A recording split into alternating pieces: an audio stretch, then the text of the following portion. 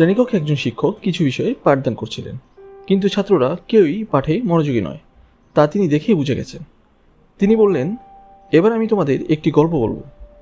গল্পের নাম শুনেই সব ছাত্ররা যেন উৎসাহিত হয়ে পড়ল। শিক্ষক ছাত্রদের কাছ থেকে একটি পেন্সিল নিয়ে বললেন, তোমরা জানো এই সাধারণ পেন্সিলটি থেকে কত কিছু শিক্ষা গ্রহণ করা যায়? ছাত্ররা সবাই মাথা নাড়ল।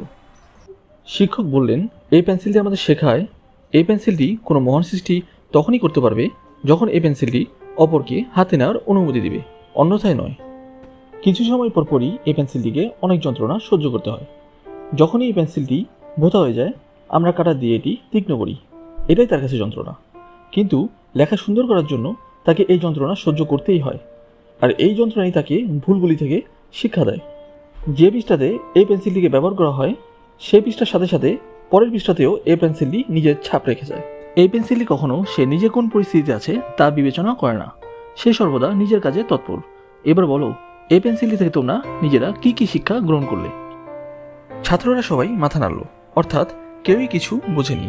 শিক্ষক আবার বলতে শুরু করলেন, এই ক্লাসে উপস্থিত প্রত্যেক ছাত্র বিভিন্ন মহান কাজ করতে পারবে, কিন্তু তোমরা সে মহান কাজ কেবলমাত্র তখনই করতে পারবে যখন সৃষ্টিকর্তার প্রতি বিশ্বাস রেখে, অর্থাৎ সৃষ্টিকর্তার হাতে নিজেদের সঁপে দিয়ে কর্মযজ্ঞে লিপ্ত হবে।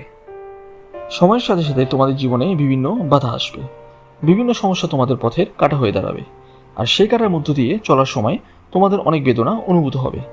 কিন্তু এই বেদনায় একদিন তোমাদের মহান বানাতে সাহায্য করবে। একদিন এমন একটা সময় আসবে যে বেদনা সহ্য করতে করতে বেদনা তোমাদের কাছে তুচ্ছ মনে হবে, আর প্রতিটি বিষম পরিস্থিতি তোমাদের আরও মজবুত বানাবে। যেই রাস্তা দিয়ে তোমরা হেঁটে যাবে, সেই রাস্তায় নিজেদের চিহ্ন বা ছাপ ফেলে যাবে। পরিস্থিতি যেমনই হোক না কেন, তা নিয়ে মাথা ঘামিয়ে লাভ নেই।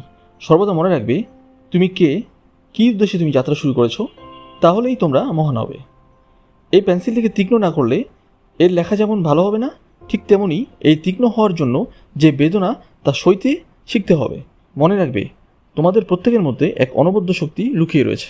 সর্বদা স্মরণ করো, তোমার জন্ম কিসের জন্য, তোমার লক্ষ্য কী। গল্পটি ভালো লাগলে লাইক করুন, শেয়ার করুন এবং সাবস্ক্রাইব করে পাশে থাকুন। ধন্যবাদ।